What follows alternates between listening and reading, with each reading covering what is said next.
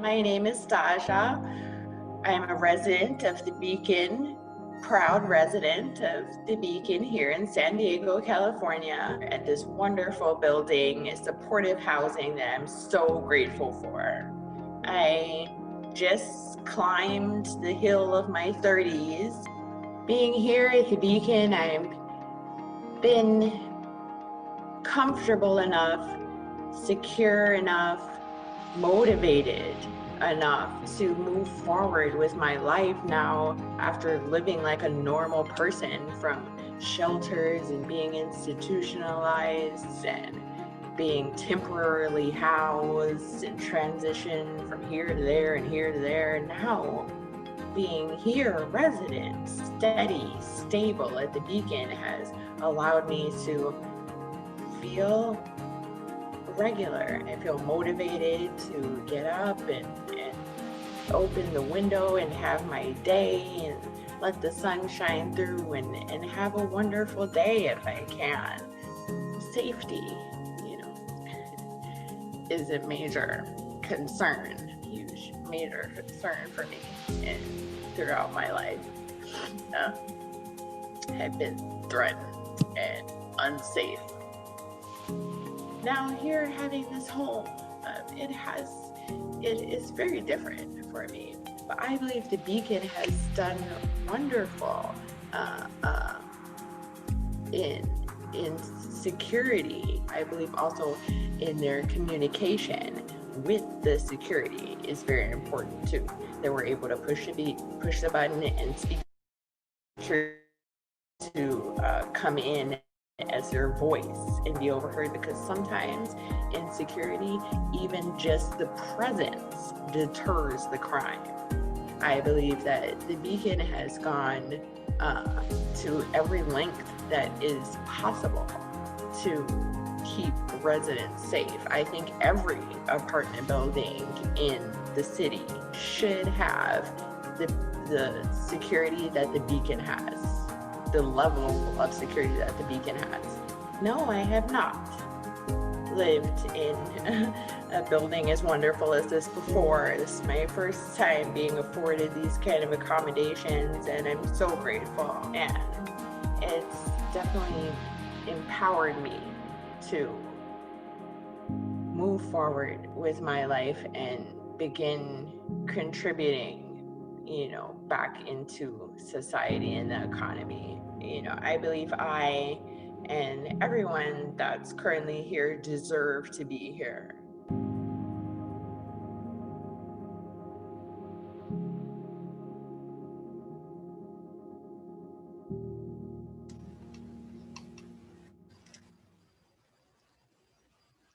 Well, good morning.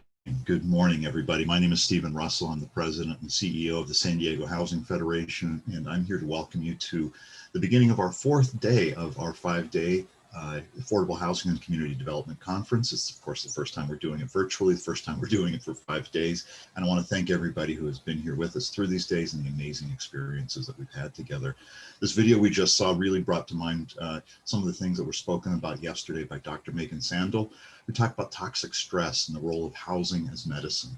And that's something we hope to deliver. And she said that's something that we have to begin to think about, is housing as a delivery method for health. So that's a thought that certainly that video brings to mind. And I want to thank Wakeland Housing Development Corporation for their support of today's program. More than that, I want to give thanks to Rebecca Louie, who is leading the charge on how we're doing supportive housing here in San Diego. Has shown a lot of leadership within the Federation, San Diego Housing Federation here, with the Supportive Housing Learning Network, so that we, as a sector working here, can do a better job of supporting our tenants and our residents. So I'm really thrilled at today's panel on stigmatization and homelessness in San Diego. This grows out of a lot of work of a lot of individuals. I'll talk up the parts that were from the Federation, which is, we've started the Homeless Experienced Advocacy and Leadership Program to give voice to folks who have experienced homelessness, so that policy and procedures that are developed here in the city of San Diego reflect their needs and their experience. We also, and I want to give a shout out to Mersa Imani, who's in the background here, who is our organizer, who's put the HEAL program together and nurtured it through this past year and a half. Also, a project we call Closing the Gaps. I'm not sure if that's the formal title or what we call it. It has a name, where we've brought together researchers and practitioners to understand what are we learning, what do we need to learn, and how do we talk about it. So today's program is partly an outgrowth of that. It's clear we often struggle with an empathy gap when it comes to talking about issues of homelessness. Certainly that's become a real issue as we've proceeded with our campaign on Measure A, an effort to build homes for everyone who is chronically homeless. I do want to say, please, if you should be getting your ballot soon, if you live in the city of San Diego, please vote yes on Measure A, so we can house everybody who's sleeping on the street, so we can begin to deliver that healing and that medicine. So with that, I want to thank everyone for being here. We have an amazing panel. I'm going to let Dr. Jillian Tullis actually make those introductions. Dr. Jillian Tullis is the Associate Professor in Communication Studies at the University of San Diego, and I'm really pleased to have you here, and thank you. I'm going to call you to the stage. Thank you very much for that introduction. Good morning, everyone, and we'd like to thank the San Diego Housing Federation and all of you for joining us bright and early this morning. As you just heard, my name is Jillian Tullis, and I am in the Department of Communication Studies at the University of San Diego, and I'm going to be your Zoom cruise director or moderator of the session today. So before I introduce today's speakers, what I would like to do is invite the audience to put your affiliation in the chat. We just like to know who's here this morning with us. And if you would take a moment to do that when you get a chance, that would be fantastic. We also want to invite you to post any questions that you may have into this Google document. And if you see a question that you have already posed listed in this Google document that I just shared the link to, just put an asterisk next to any question that is also of interest to you. And that will allow those of us who are panelists today to kind of see a running list of questions that you have and not have to scroll through the chat. All right, so now I would like to introduce my fellow panelists this morning. And I'm going to introduce everyone in the order that they are going to speak. So after I give this brief introduction, I am going to ask that Reverend Dr. Jonathan Doolittle, who's a senior pastor at Claremont Lutheran Church, to present, and then followed by Dr. Kate DeConnick, my colleague at the University of San Diego, who is a teaching professor in the Department of Theology and Religious Studies, and also the co-director of the Urgent Challenges Collective. Council member of the City of San Diego in the 3rd District, Christopher Ward, will present. And then finally, we'll have Dr. Mike Williams, professor in the Department of Political Science and the other co-director of the Urgent Challenges Collective at the University of San Diego. So now that I have given that introduction, let me go ahead and share my screen with the slides this morning for you.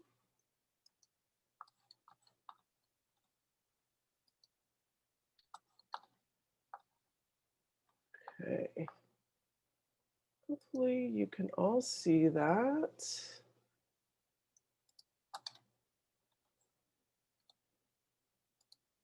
All right. So I would like to give you a little bit of information about this particular project. So what you'll hear today is part of just a larger project about homelessness in San Diego that was initiated by my 2 colleagues, Dr. DeConnick and Dr. Williams, that was supported by a FIRST grant from the University of San Diego Humanities Center, as well as a research grant from the Lucky Duck Foundation. And so in the time that I have remaining here, I wanted to provide you with a little bit of information about stigma.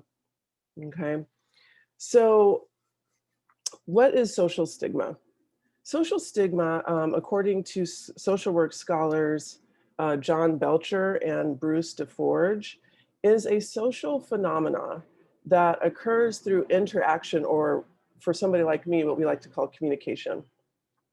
And through these interactions that we have with each other, individuals who are stigmatized will have some type of attribute or characteristic that is devalued in society.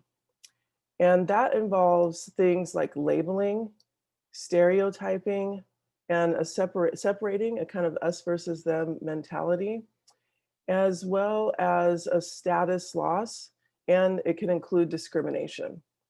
So stigmatized individuals are viewed as flawed. They are frequently dehumanized. And stigmatization excludes people from society, and stereotypes tend to lead to blaming the individual rather than the powerful role that others play and the social structures that also play in perpetuating whatever the stigma might be. So for my portion of the USD project that you're going to hear a little bit more about today, focuses on representation of homelessness in the media, specifically in print journalism. So I'm going to say just a teeny bit about how I approached the project. I won't share all the details, but what I wanted to do is because we live in a kind of very fast-paced society, we know that people tend to just kind of glance at headlines, sometimes maybe only the bylines and the images of articles, especially when they're online. And so what we are considering, what I was considering in this particular piece was what is the effect? What do we see when we look at the particular media content that is available to us? So what I'm drawing upon is this idea of a little bit of agenda setting for some people who may have heard this kind of concept. It's been developed by a person named McCombs. And we know that the media has a great influence on what issues we think about, okay? And I wanna be clear about that.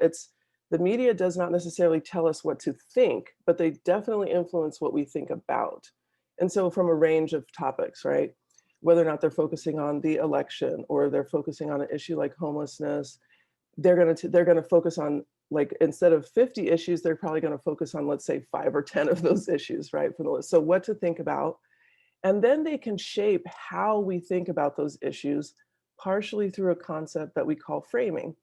So imagine that you have a photograph, you have an image, it's 8 by 10, but you only have I give you a 5 by 7 frame.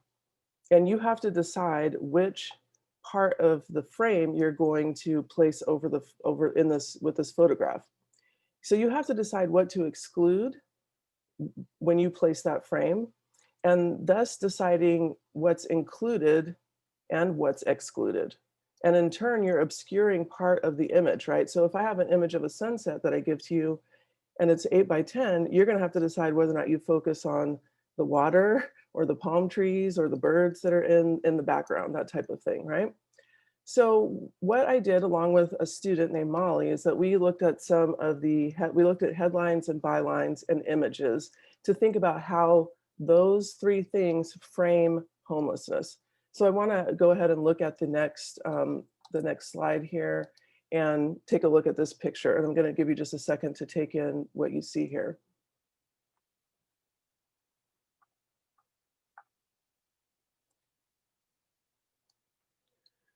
So if we look at this picture, often people look at a picture just like they do when they read. They're going to look at an image from left to right. And I just want you to take in everything from the shopping cart all the way over to the caution cone, and also make sure that you focus on the background there, behind the image or the wording that you can see behind the woman who's sitting on the ground there. And if we could go to the next image just briefly also. So this is another angle of the same woman who's sitting on the ground. And you can see in the background, there is an image, a mural in the background. Looks like an image of a polluting creature, right, for example, okay? So when we think about this particular picture, part of the reason why an image can work, and I'm just focusing on the image now, can work to perpetuate a stigma is because it taps into easily accessible memories or images that we have about what we think homelessness looks like. And those of you that work in homelessness know that this is not at all representative of the entire experience of being without shelter, right? And so people who have limited kinds of experiences or constructs to inform their thinking about homelessness are going to make judgments based upon a picture like this. And so what I argue, and what I would suggest is that the stereotypes, that this kind of image would conjure are things about, we already talked about the shopping cart. I mentioned the caution cone. You have the reference to drugs in the previous image. There's disorder and pollution, right? These are maybe perhaps stereotypes that people would already bring to bear on an image like this. So perhaps such an image could garner sympathy or maybe even a recognition that more work needs to be done to combat homelessness in our communities. But in my assessment, it can contribute to the idea, it's easy to label people. It's easy that you think you can easily identify people who might be without homes or shelter. It contributes to that stereotyping of unsheltered people. It allows us to separate those with homes from those without, which leads to that loss of social status that I mentioned in the beginning, and ultimately discrimination, right? So to transition to the rest of the panel, let me just close with some information that's on the next slide. Research, this is one of the reasons why focusing on stigma is important, is that research shows that social stigma limits change, right? So if we allow the stigmatization of homeless people, it makes it harder for us to evoke change, which I think is what we're all really committed to. So the societal images of homelessness, a couple of which I gave you examples of, have framed the causes of homelessness as squarely on a victim's shoulders. And I think that our project is going to contribute to that and support that idea, rather than focusing on this as a structural problem or having structural causes. So until society really starts viewing poverty as unacceptable and not stigmatize those people, homelessness will not likely disappear. Okay, and combating the stigma surrounding homelessness must be a priority because stigma inhibits public policy change, which I'm sure Councilmember Ward is interested in. And we're also talking about the trauma, I think, as Stephen mentioned in the beginning, about the kind of trauma that people experience when they face homelessness, and that trauma only will linger, right? And it can worsen. Okay, so social stigma is just a thread that runs through a multi-dimensional issue like homelessness. And so I think that's one of the reasons why we wanted to set up with talking about homelessness, talking about stigmatization first. And so now I'd like to pass the virtual microphone over to Pastor John. Thank you.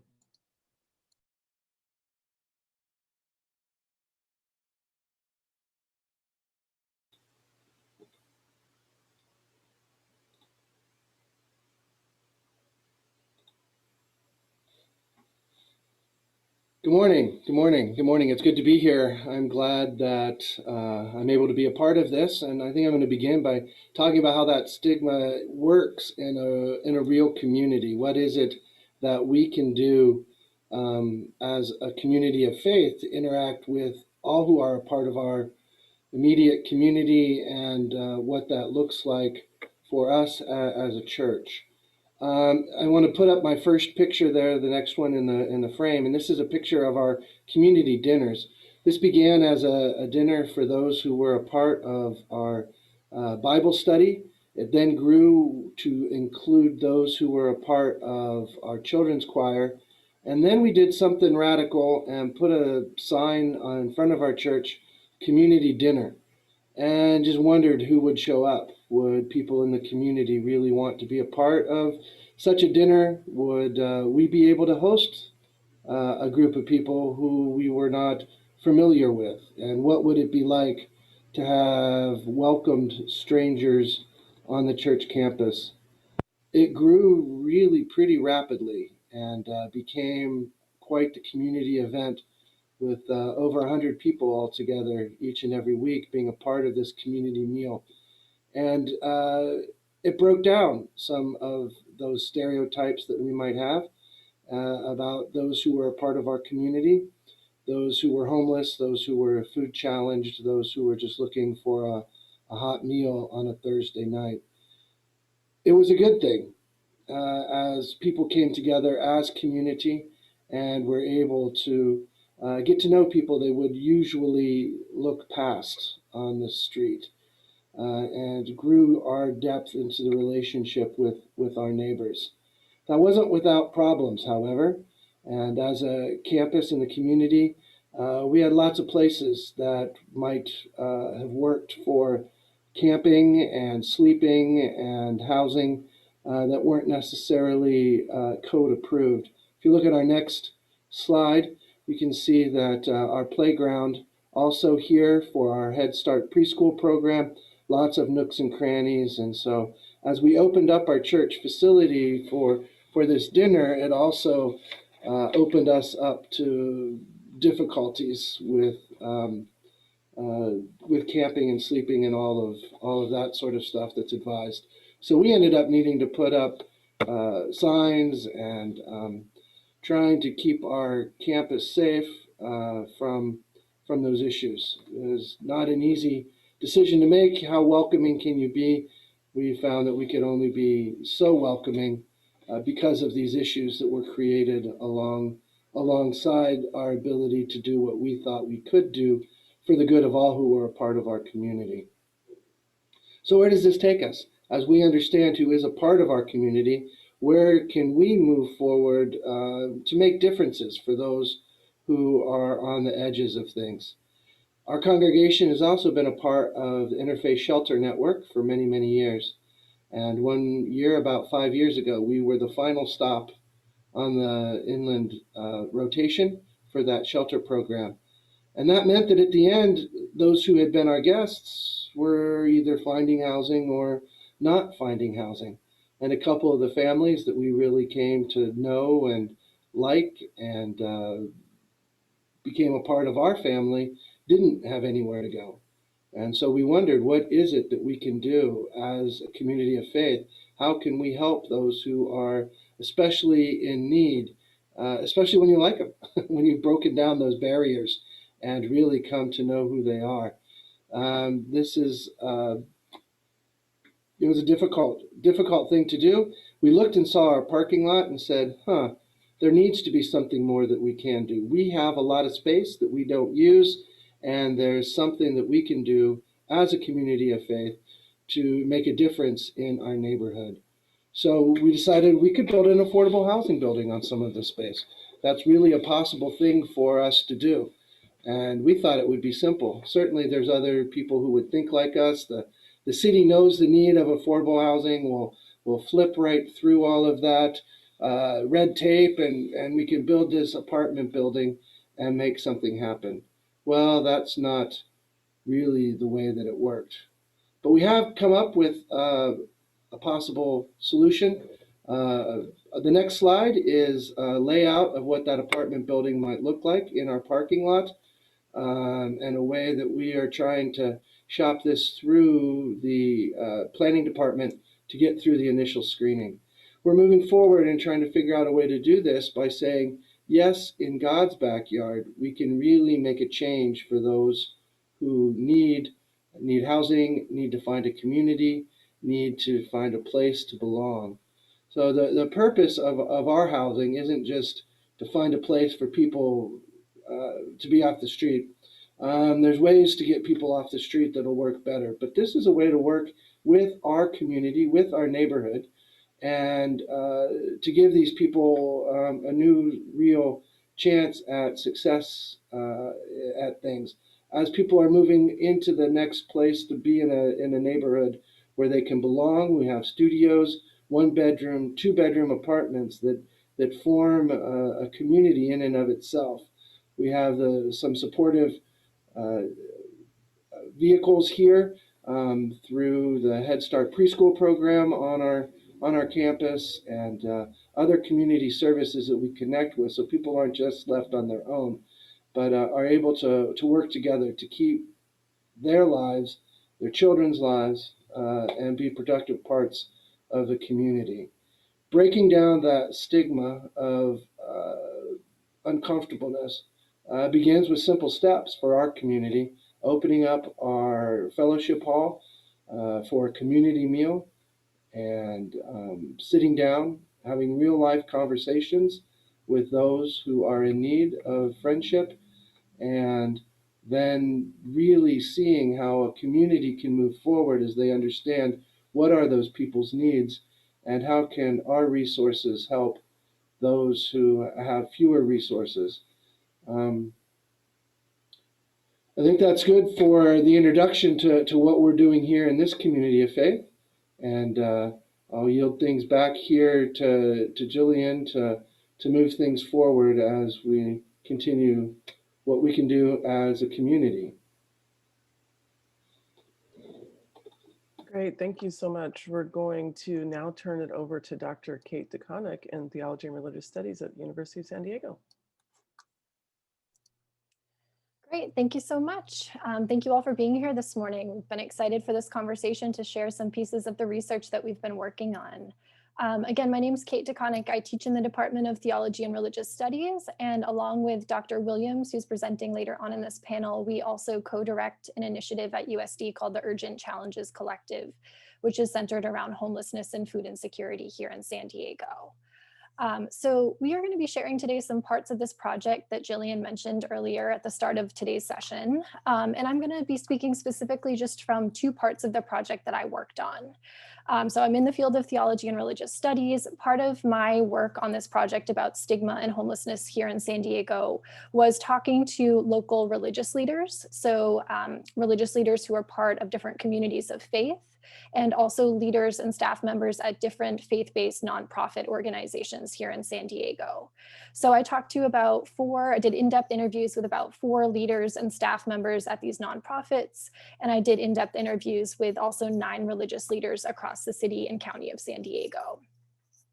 There was diversity in terms of the age, the gender identity, the race, the religious affiliation, and so many other factors of the different folks who I met with and spoke with. And really what we talked about were the forms of stigma that they see prevalent surrounding homelessness here in San Diego. And to get back to Jillian's comments about framing, we talked a lot about how do they frame the issue of homelessness through their unique kind of religious perspectives, to talk to their community members, to talk to their neighbors and other folks about this issue and this crisis. So we also had, in the course of our conversations, some opportunities to talk about the services and the work that they do to contribute to serving those who need support in our community. So I'm going to talk largely about that piece of the research in my time today. But I did also want to mention that Dr. Williams and I had the fortunate opportunity also to speak with a number of people who have either previously or are presently experiencing homelessness, here in San Diego. So we talked to 24 different individuals, again, doing in-depth interviews, learning about their life stories, the experiences that they've had either in shelters or on the streets or living out of their cars, all of these different ways that housing insecurity can manifest. And again, a tremendous amount of diversity in the different experiences that we heard and also the different people that we talked to. So again, what we can share today in our limited time is just a snapshot of the broader project, but we hope it will be useful kind of food for thought and generate a really meaningful Q&A time. Okay, let's go to the next slide, please. Our group, and for this part of the presentation, we really wanted to start just by sharing a few direct quotes from those who we spoke with who were unsheltered or formerly unsheltered here in San Diego. Getting at this question of what is the lived experience of stigmatization, these are just a couple, a few examples of the sorts of things that we heard from people here in our community. So this first quotation really emphasizes some of the core things that folks who are on the streets realize people are assuming about them. This idea that everyone thinks they're drug addicts, they're alcoholics, or that they're criminals. This person is also mentioning some of the direct forms of violence that they've faced. So seeing others who are unsheltered being beaten up on the streets, this kind of real cruel, sometimes physically cruel forms of punishment that people are seeing from others in the community. And, what does this mean? Why does that matter? It matters in so many ways in terms of physical safety and security, but also the kind of psychological effects or the longer term effects, right? For many people like this first person, this creates a lack of trust.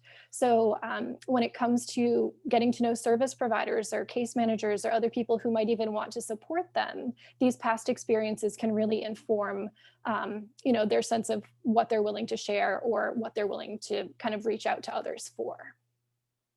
The second quote here is thinking about this mentality of feeling like everyone is against you.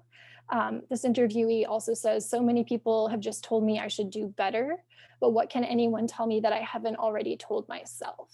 And I thought this was an important quotation to share because it also shows how our collective forms of stigmatizing people or stereotyping people can also lead to forms of self-stigma, this sense of people are already so hard on themselves, right? And, again, when we think about barriers, psychological or otherwise, self-stigma is also an important part of these conversations and these obstacles that we see in our city. And then lastly, as I kind of transition to the points that I really want to talk more about today, this person is emphasizing that their local church, who they knew both before and after, their experience of being unsheltered, was one of the few sources of dignity and kind of unconditional love that they were able to identify in an otherwise really heartbreaking story that they shared with us during their interview. So it's also worth noting, we don't have separate slides or material about this, but it is worth noting that there are unique forms of stigma that we encountered through the interviews based on race, based on identities such as LGBTQ+. So there's so much more that we can say about the different ways that stigma can manifest, but sometimes it's forms of stigma that lands people on the streets. If you identify as gay and your family does not support that, we know that there's a disproportionate number of folks who end up unsheltered, especially youth for that reason, for example, but also the kind of longer term, even once someone is housed, the effects that stigmatization can have. And we're happy to talk more about any of those dimensions during the Q&A too. Okay, let's go to the next slide, please. So this is where I'd like to start talking a little bit about the work that local religious communities are doing, and maybe even some lessons that we can think about or sources of inspiration that we can think about in terms of the work that they are doing to combat stigma. So I put a quote on the slide here that just shows one Christian leader here in San Diego basically saying, when I first started working with the community that I work with, my own Christian community, there was a lot of stigmatization of the unsheltered neighbors in that area, right? So she said a lot of her parishioners were scared or they were misinformed, and it took really years of work and also the courage of some local parishioners who were part of their community sharing their past experiences with homelessness, for them to be able to kind of move past that stigma and to create a more kind of universal sense of church, right? A more welcome and open sense of a Christian community here. So just a few kind of main takeaways that I have as bullet points here that came out of, the work that religious leaders are doing. One thing that's super important to realize is that as communities of faith and as leaders of communities of faith, this kind of values-driven approach to framing their conversations as communities can actually be very helpful when it comes to reframing stigma. So in my conversations with local Muslim leaders, local Hindu leaders, local Christian leaders, what was so fascinating to see is the way that they are each able to kind of frame and understand homelessness, not only as a social crisis, but also as a moral crisis based on the teachings of their tradition. So there's a whole compendium of different biblical texts or parts of the Quran or different teachings that they have been sharing with me that they use to kind of talk about homelessness also with their communities. So there's some really powerful kind of fodder, I think, within our community in that way. There was also a trend that I saw in these conversations as well about how religious leaders are finding stories to be more powerful in overcoming stigma or combating stigma than data. And this was fascinating. One conversation in particular that I had with a leader here in San Diego was about going to I think it was a city council meeting and, approaching the citizen who had some really misinformed understandings about, how people end up unsheltered or the demographics of that population. And when this person started trying to share some basic statistics that are easily Googleable or, findable on some of our city's excellent, websites and resources, this person basically said, "I don't accept your facts." So, that is such an interesting dynamic in our city and in our culture, I think, in many ways today. But, religious leaders in particular are kind of known as effective storytellers, right? This is something that draws a lot of people into their faith traditions. So this is one approach that faith leaders have been taking, even though they have the data to back up some of the stories or some of the sensibilities that they're trying to share, just really trying to focus on stories as transformative. And as we saw, with this last point with Pastor Doolittle, really building trust and relationships over time. Okay. Let's go to the next slide. I could talk about any of these things for days, but I'm going to try and keep it as brief as possible. So, there's a lot of work that's being done within a lot of these communities to try and combat stigma in particular, but there are also some communities, religious, faith communities that are also doing advocacy work and sometimes in very innovative ways. So we have this quote from a Muslim leader here in San Diego who's saying that, feeding or even just combating stigma is not enough in his perspective. There needs to be advocacy, there needs to be lobbying and other actions to kind of cultivate broader forms of justice. And so just a few examples that I put on the slide here of the types of things that I was exposed to through these interviews and through researching work here in the local community. Advocating for affordable housing projects in their neighborhoods was one thing that a couple of folks mentioned in their interviews. It was interesting to see that very few religious leaders had been approached by developers, asking for them to kind of speak on behalf of projects that they were interested in developing to try and garner that kind of local support. So that might be an opportunity for thinking things through moving forward. As we saw with Pastor John, thinking creatively about the use of existing structures and spaces as well. So how can churches or mosques or other spaces use parking lots or use spaces that they have that are not always in use to support their neighbors as well? And then just, a couple of interviews in particular really focused on decentralizing the leadership of their religious community and empowering parishioners and unsheltered persons themselves to kind of advocate and take action. So just one quick example of what this looks like. There's a church in Linda Vista that as soon as the coronavirus became a pressing matter in our city, they were no longer able to meet as a church, but their parishioners and their local community members were going out, kind of checking on folks who they knew in the neighborhood, in a safe manner, but making sure they had water and things that they needed to kind of survive and persist during this time. So creative approaches during COVID, but also before and during that. Okay. And just one last slide that I wanted to share to kind of wrap up, and I'm happy to answer questions about any of this as well. So let's go to the last slide. this is just one slide that I thought was important for me to share with this group in particular in the context of this conference, just some of the perceived kind of obstacles, but I think we can also frame it as an opportunity here for moving forward. So one thing that I heard, sorry about the barking dog in the back. One thing that I heard from a few religious leaders is that they really feel like they have the manpower or the person power and the will and the energy and the interest in doing work to support those who are unsheltered, but they don't always feel like there is a clear or an accessible way to get kind of funding or support for their work through some of the grants or other opportunities that are available in the city. So feeling like the grant processes are often intimidating, feeling like, you know, small congregations, they want to know where the resources are to support this work. And then also at least a perceived kind of, you know, culture barrier in a way of, you know, sometimes you go to a meeting and you might see people who know one another really well, and then those same people are then competing with you for grants or things like that. So, you know, I listened to this and I just thought, you know, maybe there are ways to kind of empower some of these grassroots efforts in ways that haven't been done quite so much in the past. So again, we can talk more about this during the Q&A, but I think that's my time for now. And I would be happy to pass it over at this point to Councilperson Ward, who's going to be speaking next. Thank you so much.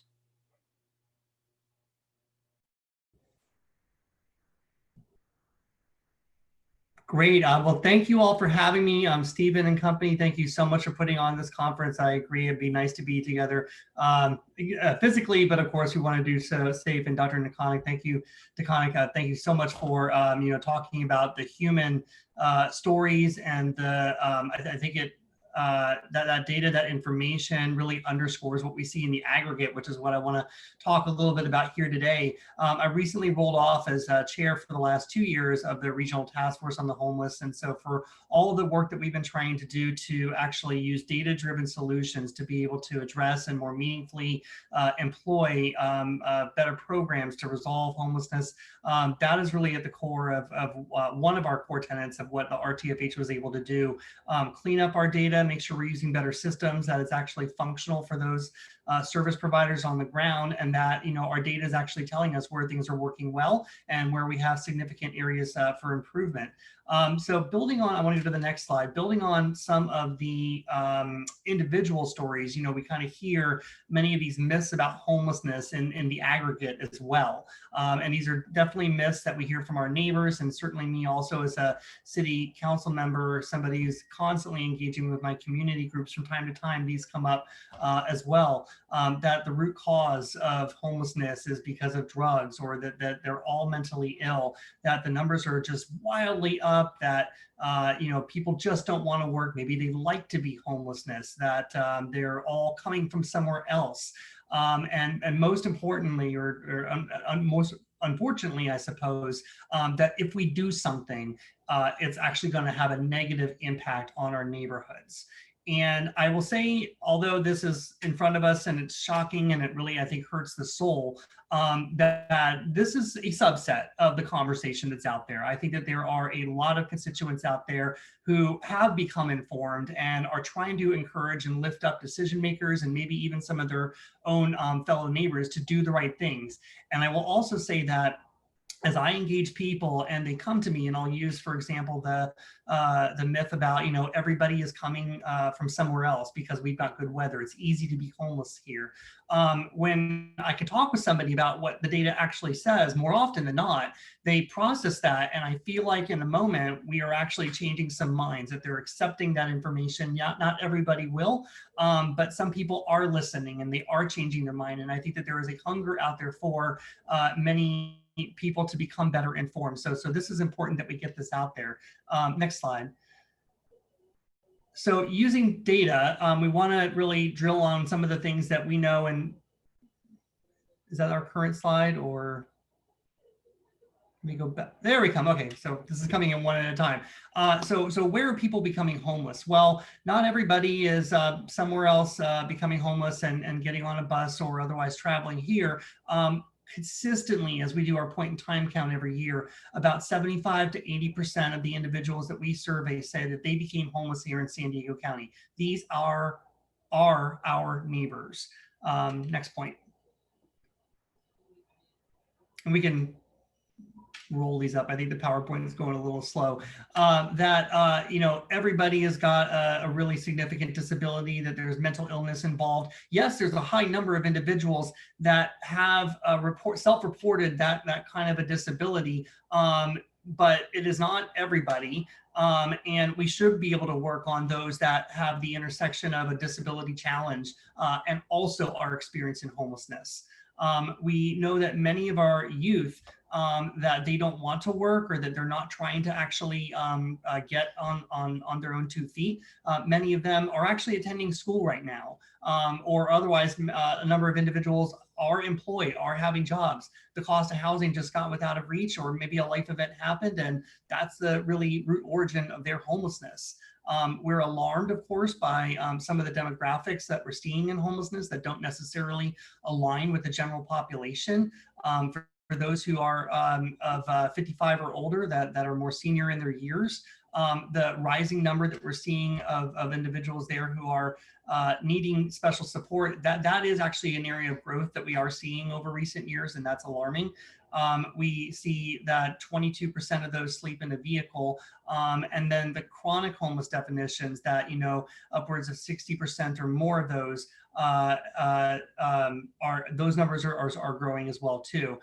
One of the most striking issues that we've had demographically is that the Black and African American community is disproportionately represented amongst homelessness, where we only have 4.7% of the general population in San Diego County reporting as African American. We know that about 21% or 30% of the unsheltered and sheltered numbers are reporting. So there's a high disparity there. And we know some of that is, much of that is rooted in economic challenges, in housing challenges. And that's why the RTFH actually created a committee just a few months ago to focus in on this issue and see what more can we do through community-based organizations or through other resources to really tackle African American homelessness. Next slide.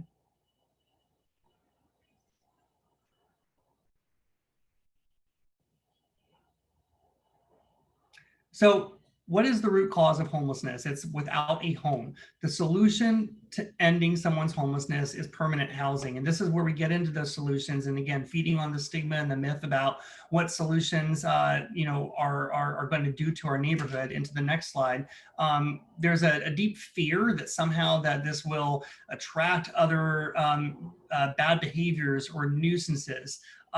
We have seen and we wanted to drill down on exactly what we need across the entire city, across all of our communities, and make sure that, you know, there's equitable solutions, because we do find that many individuals, if they became homeless in North Park, where I represent, or in southeastern San Diego, or in the beach communities, they tend to stay in the communities because they know people there, whether they've known people for years or just that's where their immediate community is, or other friends who are also unsheltered. We have to solve this at the neighborhood level, and we want to make sure that all neighborhoods are doing their part towards our housing solutions. So we worked with the Corporation of Supportive Housing, CSH, in 2018-2019 to really drill down, brought in national experts, and just looked at all of our systems and all of our gaps to really identify a key community action plan on homelessness. And it noted that, as we all know probably here, that housing is our biggest barrier to be able to permanently resolve homelessness for far too many San Diegans.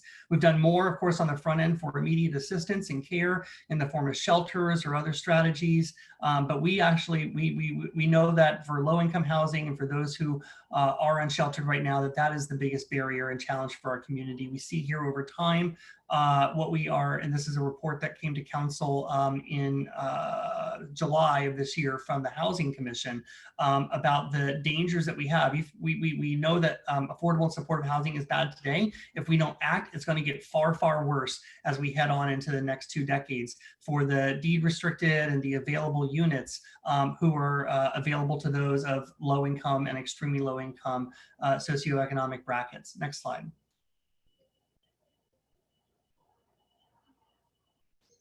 So we need more permanent supportive housing. That is, of course, not just low-income units, but also those that have on-site supportive services or or other connected resources that are going to be able to keep people housed and give them the ongoing support that they need so that they don't fall back into homelessness.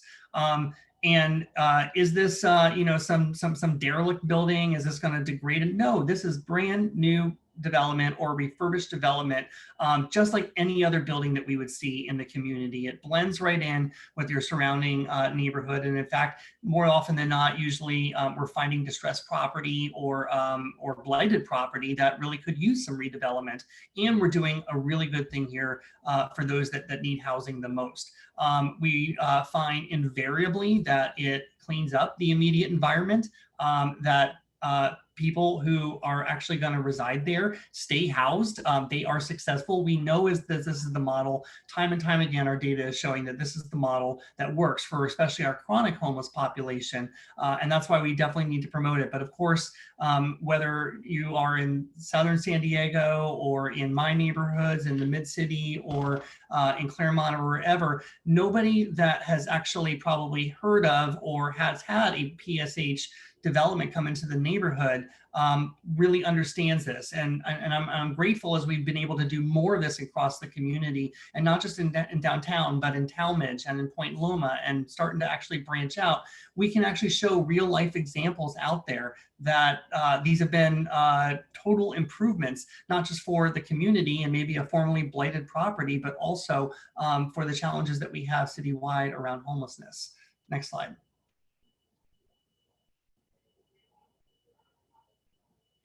So what do we have in front of us? Stephen Russell had mentioned earlier, and I was really happy to work closely with the Housing Federation on the city side to be able to put this onto the ballots. We have a solution that matches our community action plan on homelessness and would actually fund the housing development that we need to hit that number and make sure in the coming decade, in the next 3 to 10 years, that we can fully resolve those who are experiencing chronic homelessness for good. And that is a $900 million general obligation bond that would be able to support not just those 2,800 permanent supportive housing units, but as well additional affordable housing, because we know far too many individuals are at risk of becoming homelessness, and we're going to need to be able to close that gap. If you remember the little brackets that we saw by decade, to make sure that we're preserving more units over the coming decades as well, to be able to serve vulnerable populations, so we're resolving their homelessness or we're preventing their homelessness, and with a particular focus, of course, on special populations, be they families, veterans, youth, seniors, the disabled, or others. So it is a well-developed,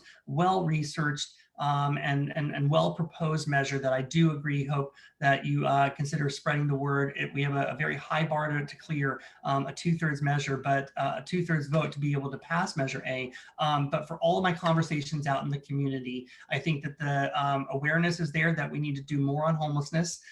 This is the solution that will make a significant jump in our community's ability to address and resolve homelessness. We've seen this actually successfully pass in other communities 4 years ago across the state of California.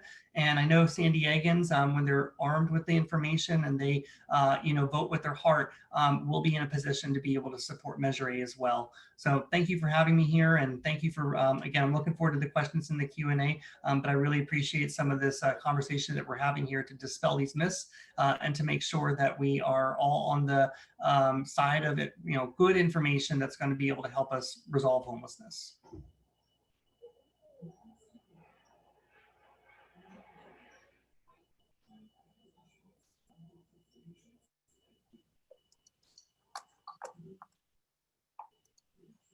And I think we're moving on to our next presenter. Exactly. Dr. Mike Williams in political science. Yeah, thank you. Good morning. My name is Mike Williams, and I teach political science at the University of San Diego. It's a real honor to be on this panel this morning and to share with you some of the information I gathered as part of this research project with Dr. Tullis and Dr. DeConnick. So I just want to kind of just share with you a little bit about my part of the research, and then I'll share with you some of the findings. My goal was to talk to elected leaders across the county and really ask them about what they're hearing from constituents about the issue of homelessness, what they are doing and trying to do around this issue, and then how their actions and their beliefs and their conversations with community members intersect with the issue of stigma. So the way I did this is about a month before the COVID crisis, I started emailing elected officials across the county.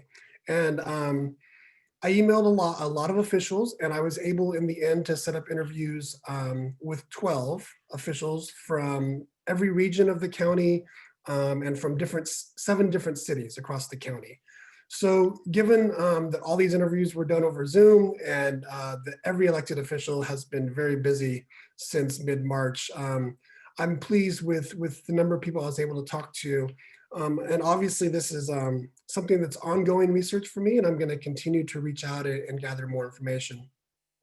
Most of the individuals I talked to had been elected in either 2016 or 2018 to office.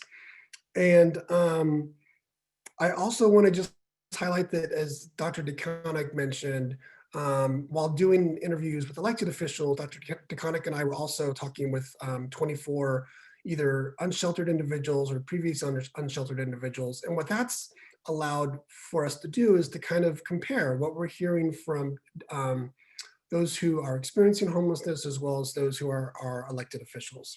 So I want to talk to you just about three main themes that came out of the research. And you can go to the next slide, please. And the first theme is asking elected officials, is this issue important? Are your constituents talking to you about this issue? And across the board, it definitely was, right? There was unanimous that this was an issue that both constituents were talking about, as well as something that was important to those who were in positions of power. I share these 2 quotes with you, kind of just one from one of our interviews with an unsheltered woman who was unsheltered from 2010 to 2020, and what she says, how she was treated when she was unsheltered. And then one elected official telling me that she didn't think there was any other subgroup in society that face more stigma right now than those experiencing homelessness. So this was obviously something that came out through my interviews of massive importance to elected officials.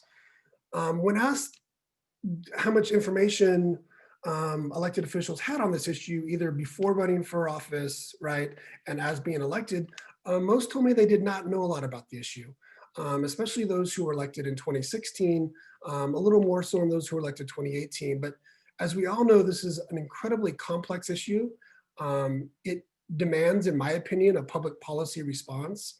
And what I heard back from elected officials is that many kind of came into the office not knowing a whole lot about it and having to kind of learn on the job.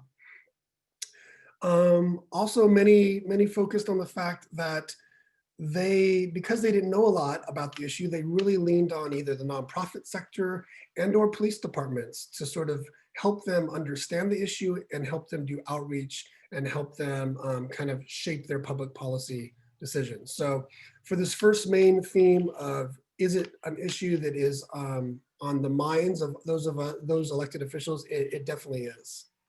Next slide, please.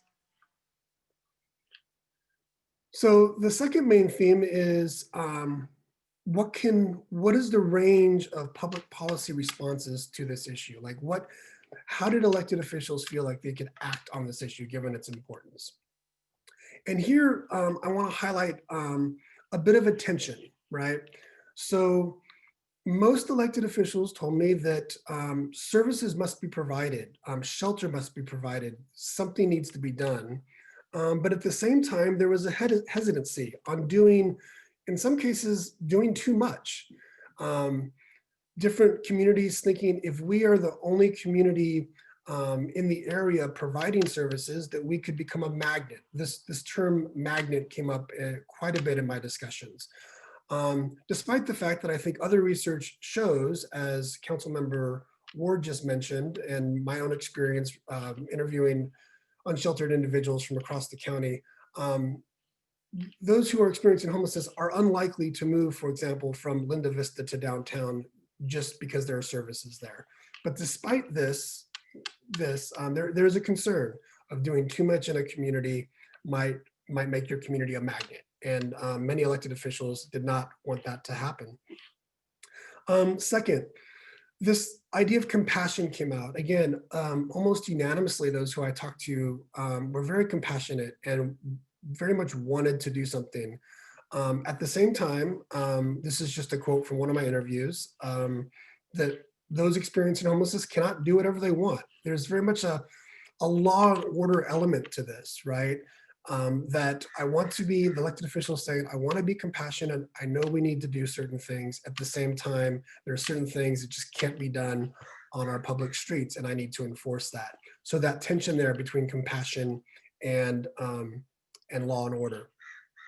And then finally, and this relates to the first point around being a magnet, there's this idea that this requires a system-wide approach, and not just the system within cities, but county-wide.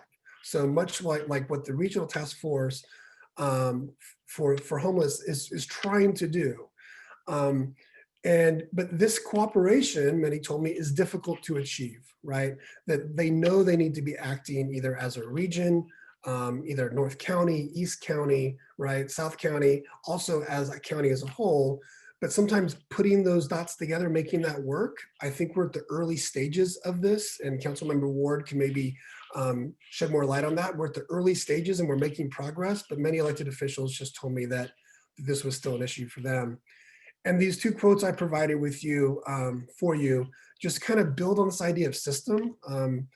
A man who's been on shelter for the last 2 years, he said that the system has the potential to bury you in terms of trying to find out where the services are, trying to learn how to get assistance, navigating the very complicated nature of some of our support services. And that quote compared to what an elected official told me about how this crisis is, in his or her terms, is reflecting the flaws, right? In terms of trying to work together in a coordinated fashion. Next slide, please. And the following theme is around public policy and stigma. And in terms of thinking about what different public policy approaches, how that intersects with the issue of stigmatizing those who are experiencing homelessness. And what I want to highlight here, the 3 points, are that of the elected officials I talked to, most admitted that they had very little experience engaging those who are experiencing homelessness, either because they didn't have the opportunity to, or they didn't have the time, or it's just not something that they were doing. I think a lot of the research shows that that sort of engagement might help elected officials understand sort of the issues around stigma and those experiencing homelessness. The second bullet point, invisible services for invisible people. What I'm getting at there is that many of the officials I talked to who were taking actions and who were taking good actions, the actions were often done in ways of, yes, I can support this measure if it's in this part of the community where it won't be seen by others, right? So this idea of invisible services for invisible people. So still at this moment where you're providing public policies to support those experiencing homelessness, there's this tendency to want to do it in a way where it's not out in the open, right? And many elected officials told me they just felt this pressure from from their constituents for this. And I just want to highlight these 2 quotes really quick before I go to my final point. Again, a male telling us that we are invisible, we are unwanted. He's been living in his van for the last 5 years. And then this quote from an elected official who told me that he or she had a policy to activate a park because there was many homeless individuals living in the park. So the idea was to activate the park to have other members of the community use that, thereby those experiencing homelessness would not be there. And the more I've thought about this particular quote and this particular action, is that those who were experiencing homelessness, they had already activated the park, right? They were using it as a place for a home. But in this case, the idea was they needed to reactivate it to get different community members there. Now, I'm not going to judge whether that's a good or a bad policy. I just want to highlight what that does to this issue of highlighting stigmatization, right? And a policy that might only enhance that. And then finally, my final point is that most elected leaders I talked to, while this was a super important issue to them, they did not want to be the leader on this issue. It's just not something that they got into office to do, right? And they were not,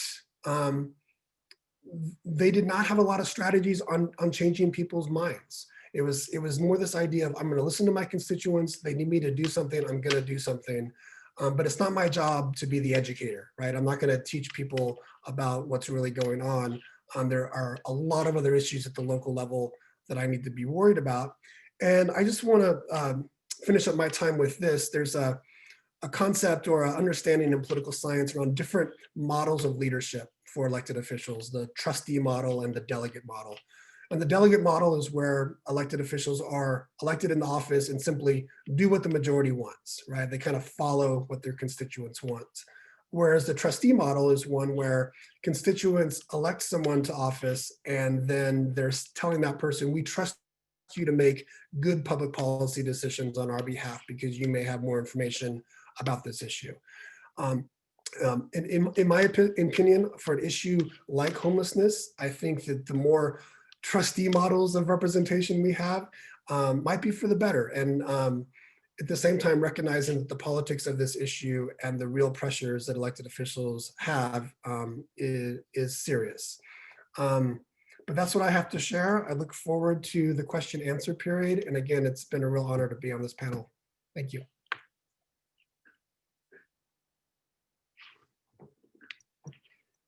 All right, thank you again to our fantastic panelists. I'm going to turn over, I'm going to take a look at our list of questions. And so we're going to open the floor. I have a question here. This is one of the more popular questions on our Google Doc that says, what can we do to close the empathy gap? I don't know who wants to try to tackle that one.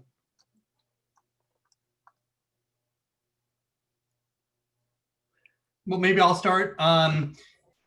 I think that the voices of those who have experienced homelessness, when they tell you their story, are some of the most powerful mind-changing statements that can be made. And the more that we, for their level of comfort, are able to get that human face and that voice out there, is probably the one that really connects with people the strongest. At least it starts to open their heart a little bit, which in turn will start to open their mind, and then maybe others can come in there with some real information that will influence them to become an ally and an advocate with us, as opposed to one that would rather just not have to deal with it, would rather it just go away, or it's somebody else's problem and go solve it over there. So that I think is something that any network of us can help. I know the HEAL network has been a wonderful resources as well for those not just working on their own issues and supporting others like them, but making sure that they are expanding their reach and engaging the community directly too.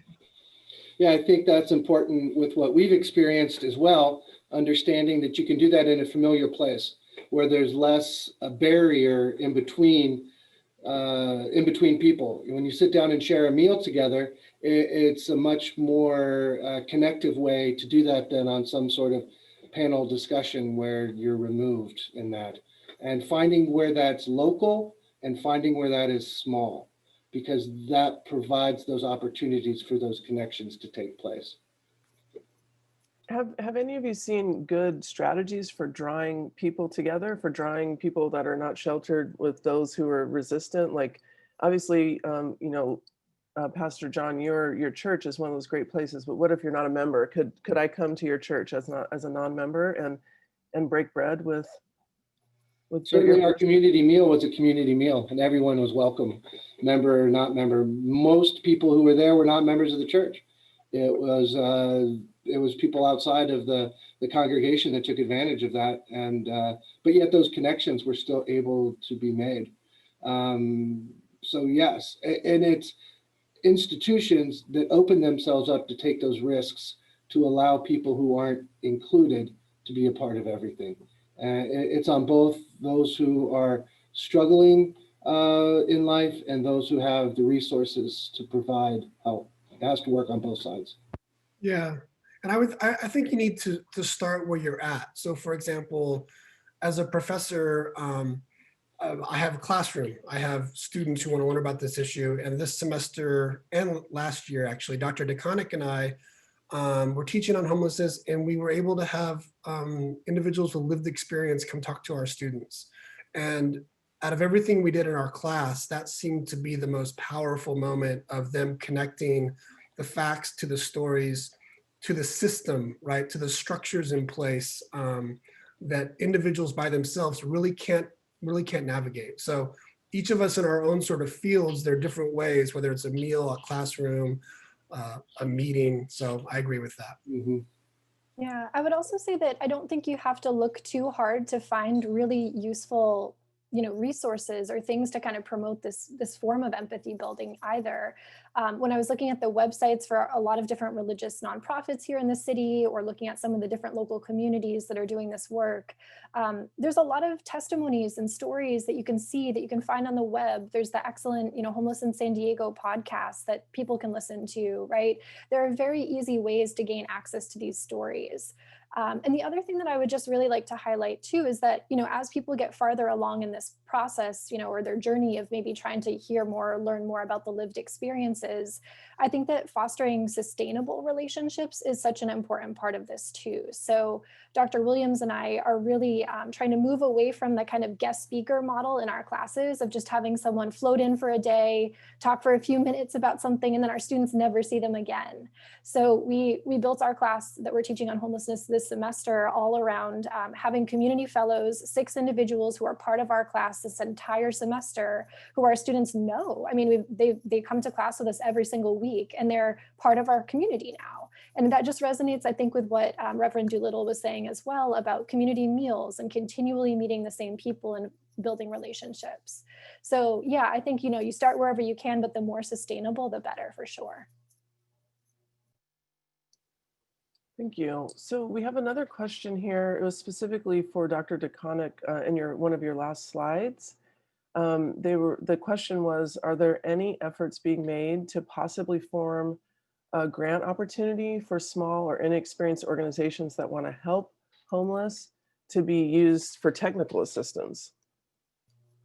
That's such a good question. I'm not sure I'm actually the most qualified person on this panel to speak to that, but I can just tell you what I've heard, from the folks who I talk to in this way. If there are opportunities like this, religious communities don't know about them, is what I would say. Right?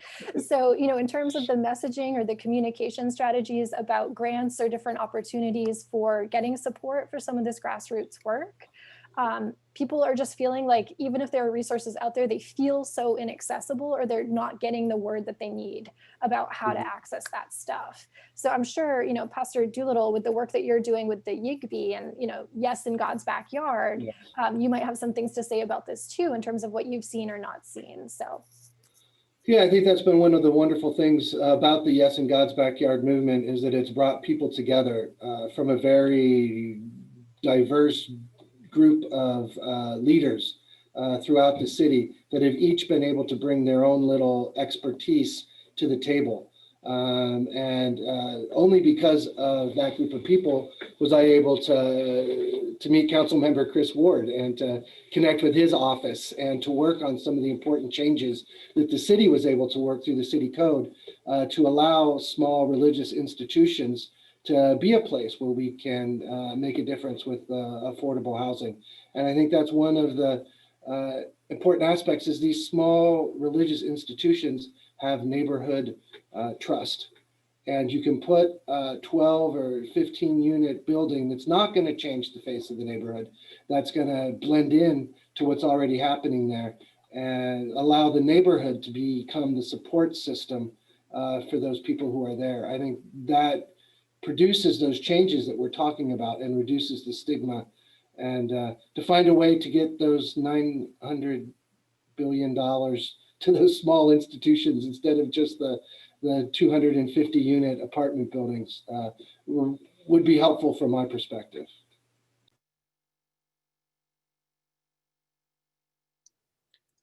So we have another question about the communication strategies to counter stigma and certain frames that we've talked about with people, especially for those people that don't want to attend to the facts. I mean, I think people are, for example, would be shocked, and I think they are shocked when they find out that, we're talking about 80% of our neighbors are, they're the folks that are becoming homeless. It's not somebody coming from out of town, because we have great weather or something like that, right? Or great services. And so there's a question about these kinds of communication strategies. And many of you have mentioned stories as one of those strategies, but are there other thoughts that people have? And I can certainly chime in too, but what other thoughts do you all have? So I'll just say really quickly that just always try to figure out, there is always a way for communications purposes to find a common ground point.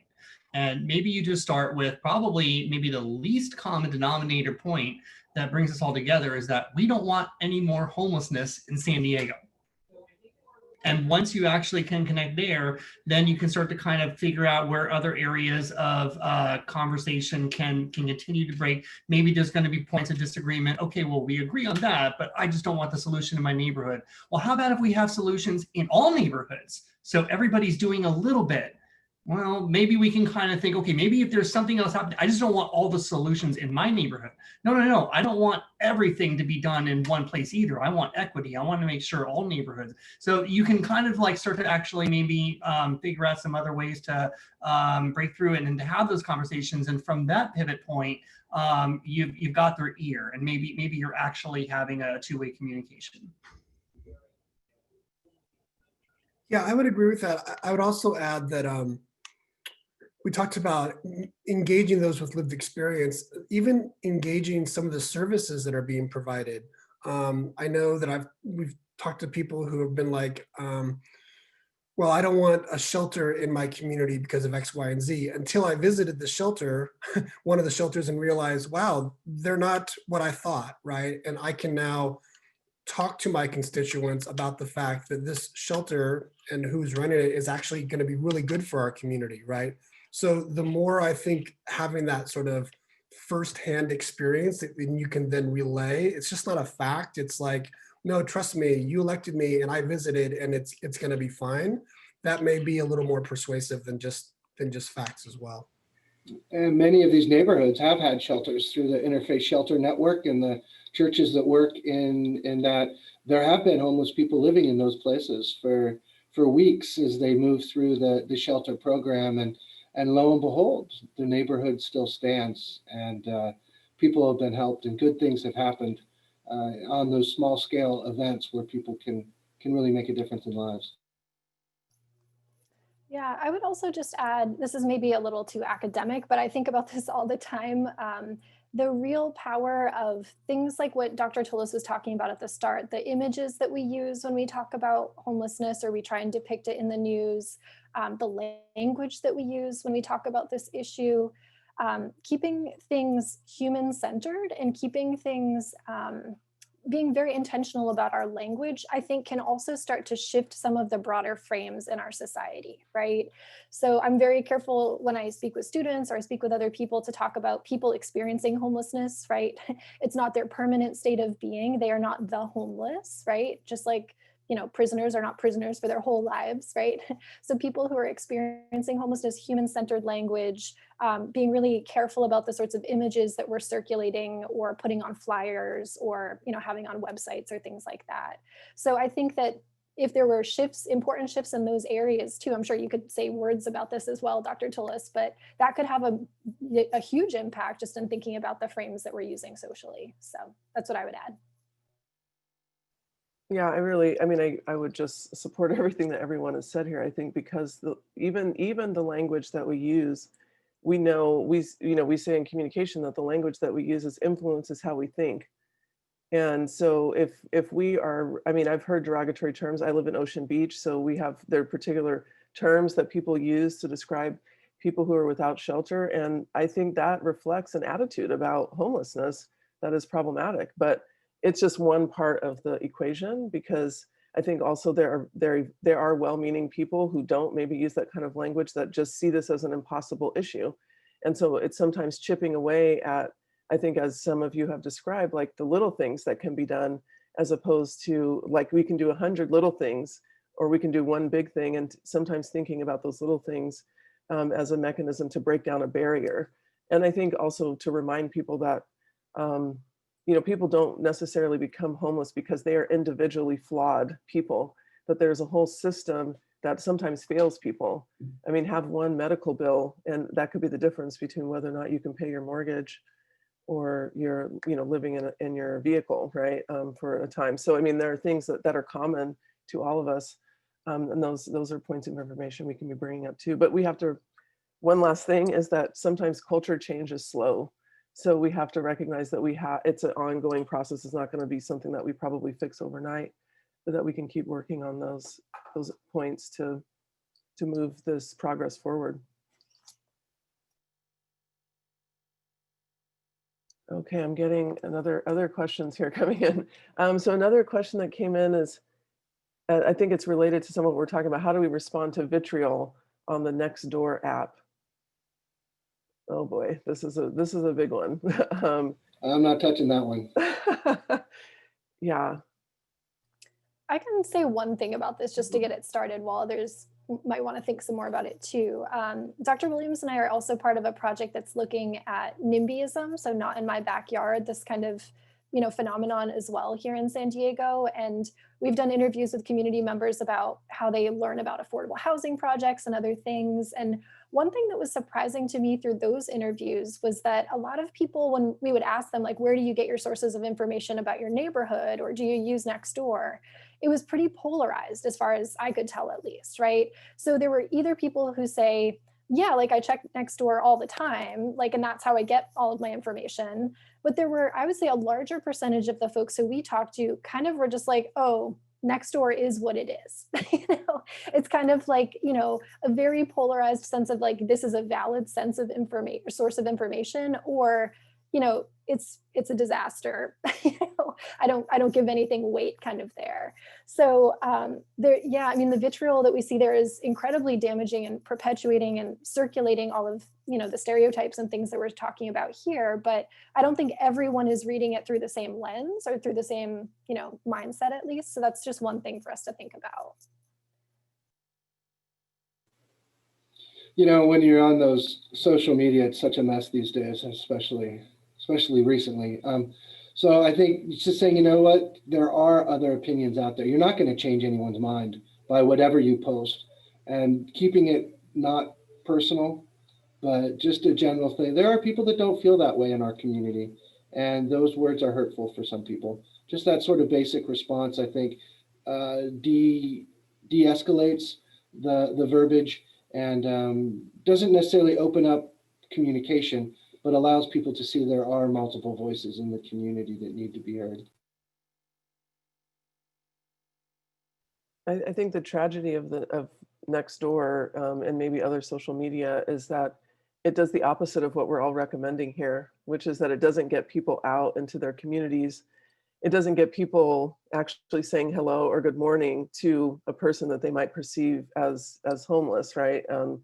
And so, I mean, I think that it's I would say to encourage people to get out, point them maybe to an opportunity to volunteer if that's even possible, assuming that's even possible, because sometimes when I see horrible posts on social media, I feel like that's a barrier in and of itself that makes it impossible for me to penetrate it. But I think it would be the one thing I'd say is get out from behind Nextdoor. If you don't like the vitriol, then get away from it and go out and participate in your community.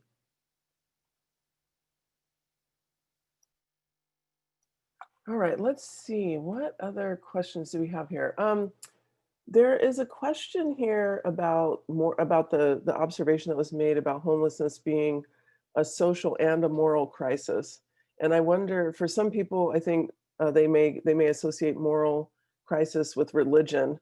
And is the church or religion the best way to address moral issues? Or is there some other strategy that you all would suggest? I think that the moral crisis, and moral being in quotes, lets people think that religion has one idea of what is moral, and then one right, absolute truth. There's one pathway, and I think, as Dr. DeCormick pointed out, Hindu, Muslim, Christian, there's many paths of what does that religion, church, moral pathway lead us to. We all want to try to do what is good, what is right, what is just for the world, but there's many pathways to define that. And I think if you're looking for one solution, one moral answer out of that, you're not going to find any satisfaction. Is the church and religion the best way to address the issues? It certainly tugs on people's hearts when we open up our eyes to the stranger, when we open up our hearts to those who are not like us. We need to think that that's the best that religion and church has to offer to the problems that are there. And I'll just add too, I mean, I can just speak for me, but I think there's a moral responsibility in government as well too. And we think about that through our budget conversations in good years and in recession years, and trying to balance all the competing priorities out there as well. So yeah, it's a social issue because we're dealing with other people who are out there. It's a moral question for government on how you reconcile that, not just on its own, but also in relation to other competing priorities as well.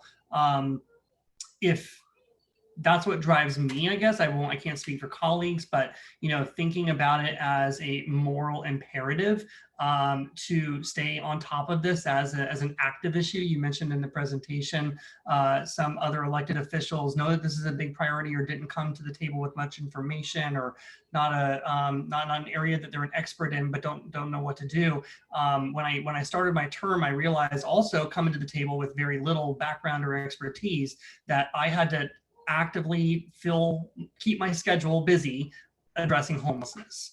And we try to look for that in a variety of roles or other ways that we're being engaged, both with the city, the RTFH, and other means. But applying yourself and really making, time is finite, and making sure that, our officials are actually doing something and building on that experience to do more. That has been helping to keep me, I guess, morally straight to be able to actually, make my contributions in this area. Yeah, I would also just add that, I don't think you have to be religious to have a strong sense of morality or a strong moral code, right? And that's not my personal sense of, the only way to be a moral or a good person. I do think that religious communities obviously have a lot to add here, as we've seen through the work that Pastor John and his community are doing and the way that they're framing this issue for sure. But I also this question makes me think a lot about when we think about the harm that is done through the stigmatization of homelessness, right? I don't think it's only those who are experiencing homelessness who are suffering from this, right? I think that in a way, this stigmatization is creating suffering for everyone in our community. And what I would say to kind of explain that, there's this idea that you can look up, it's popular in some academic disciplines, but also elsewhere, this idea of kind of moral injury, this idea that when you are repeatedly exposed to something that in your gut is unethical or is wrong, right? That's not only, you're not only witnessing harm that's done to others, that psychologically, like, that has an impact on you. And I just keep thinking about how, for all of us who live in the city or the county of San Diego, when we see the way that people are treated in our city, it's not only them that is causing harm for, although that's the obvious kind of manifestation. Collectively, I think it's causing a form of suffering for us too. And I think that when we think about morality and kind of moral injury in that way, I think it really speaks to the broader ramifications of the stigmatization and the treatment of those who are unsheltered. Yeah. The only other point I would add is that, in our political culture, morality has never been outside the realm of politics, right? I tend to think of our political culture of having these two main strands of kind of a natural rights philosophy, self-interested individual rights, but also civic virtue, and this idea of the common good and public good. And I think that pendulum swings.